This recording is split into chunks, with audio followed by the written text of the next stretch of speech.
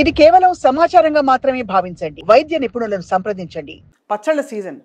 చక్కగా మంచి ఆవకాయ పెట్టేసి బోలెడంత నూనె, ఉప్పు, బోలెడంత ఇంకేం చెప్పాలి అన్నీ పులుపు, కారం అన్నీ ఉన్న పచ్చళ్ళు తినేయాలనిపిస్తుంది. వేడి చేస్తుందని పెద్దవాళ్ళు చెప్తారు. కానీ ఇదే సీజన్‌లో పచ్చళ్ళొస్తాయి. ఈ ఈ వైపరీత్యం ఏంటో ఇప్పుడు నాకు అర్థం కాలేదు. జనరల్‌గా మనకి మన టెండెన్సీ ఎలా ఉంటుందంటే నచ్చినది టేస్టీగా అనిపించింది మొదటి ముద్ద నుంచి ఆఖరి ముద్ద వరకు అదే తినేస్తాం. లార్జ్ క్వాంటిటీస్‌లో తింటాం. సో ఆవకాయ కానీ ఇంకోటి కానీ ఈ సీజన్లో తినడం మూలాన ప్రత్యేకమైన ముప్పు ఏమీ లేదు. కానీ అదే ఎక్సెస్గా తినడం మూలాన తిండిలో మీకు పూర్తిగా ఫైబర్ ఉండదు.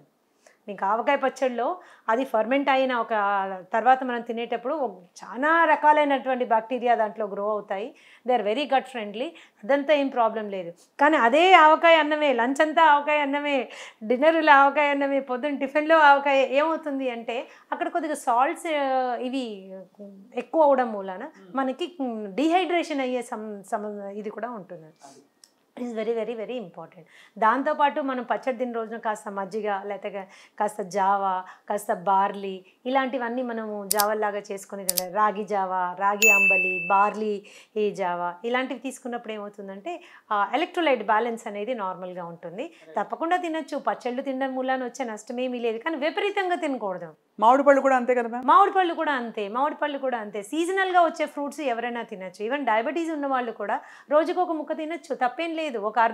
ఒక చిన్న మామిడి పండు అంటే ఒకటి తినండి. అయితే మీరు కొంచెం ముందు క్యాలిక్యులేషన్ చేసుకోండి. నేను ఇప్పుడు ఈరోజు లంచ్లో టోటల్గా కార్బోహైడ్రేట్ అవాయిడ్ చేస్తాను, డిన్నర్ కూడా వద్దు, కాబట్టి 4 గంటలకు నేను చక్కగా ఒక మామిడి పండు తింటాను. It doesn't harm you at all. నేనేమంటానంటే తొక్కుతో సహా తినగలిగినటువంటి మామిడి పళ్ళు కొన్ని ఉంటాయి. తొక్కు కూడా చాలా రుచిగా ఉంటుంది. అలాంటి మామిడి పండ్లు మీరు సెలెక్ట్ చేసుకున్నప్పుడు మామిడి పండుతో పాటు చాలా ఫైబర్ కూడా వస్తుంది. అలాగే రసాల పళ్ళలో పీచు చాలా ఎక్కువ ఉంటుంది. పీచు చాలా ఎక్కువగా ఉంటుంది.